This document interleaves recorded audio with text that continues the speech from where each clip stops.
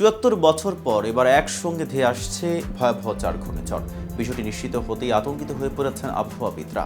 পশ্চিম প্রশান্ত মহাসাগরে ঘূর্ণীয়মান অবস্থায় রয়েছে একই সময়ে শক্তিশালী 4টি আলাদা সামুদ্রিক ঘূর্ণিঝড়। দুর্যোগের ইতিহাসে এটি একটি বিরল ঘটনা, যাতে শঙ্কিত হয়ে পড়েছেন আবহাওয়াবিদরা।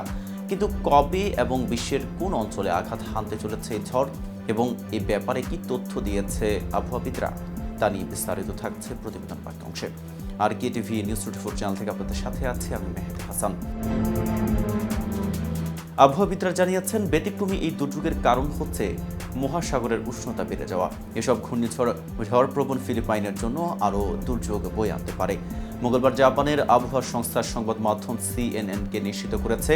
প্রতিবেদনে বলা হয়েছে, 1951 সালে ঝড় সংক্রান্ত রেকর্ড শুরু হওয়ার পর গত 74 বছরের মধ্যে এবারই প্রথমবারের মতো নভেম্বর মাসে 4টি ভিন্ন ভিন্ন নামযুক্ত ঝড় একই সঙ্গে শক্তিশালী হচ্ছে।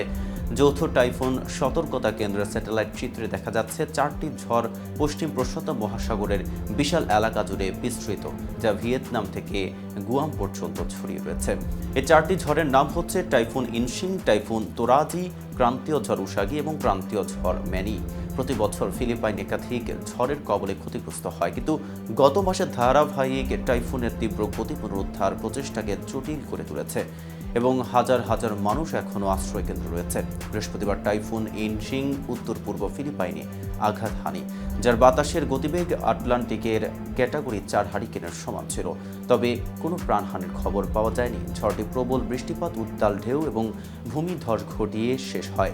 ফিলিপাইনের উপর দিয়ে দক্ষিণ চীন সাগরে ঢুকে যাওয়ার পর ইনশিং পশ্চিম দিকে চীনের হাইনান প্রদেশের দিকে এগিয়ে যায় এবং এরপর ভিয়েতনাম অভিমুখে দক্ষিণে মোড় নেয়।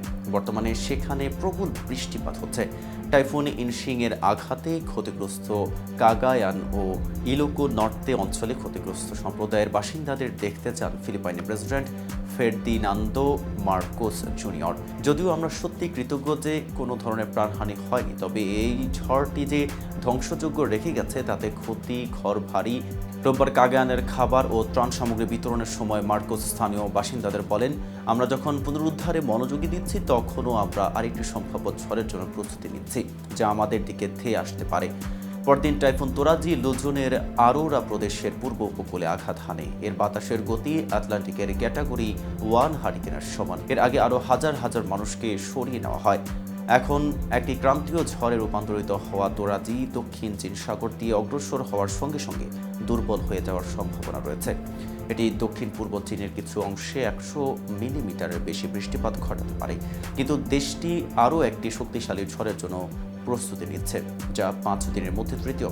ট্রপিক্যাল স্টর্ম উসাগি লুজনের প্রায় 750 কিলোমিটার উত্তর পূর্বে অবস্থিত এবং ফিলিপাইনের দিকে ধেয়ে আসার সময় মঙ্গলবার সন্ধ্যা নাগাদ এটি একটি টাইফুনে পরিণত হওয়ার আশঙ্কা রয়েছে। আজ এ পর্যন্তই।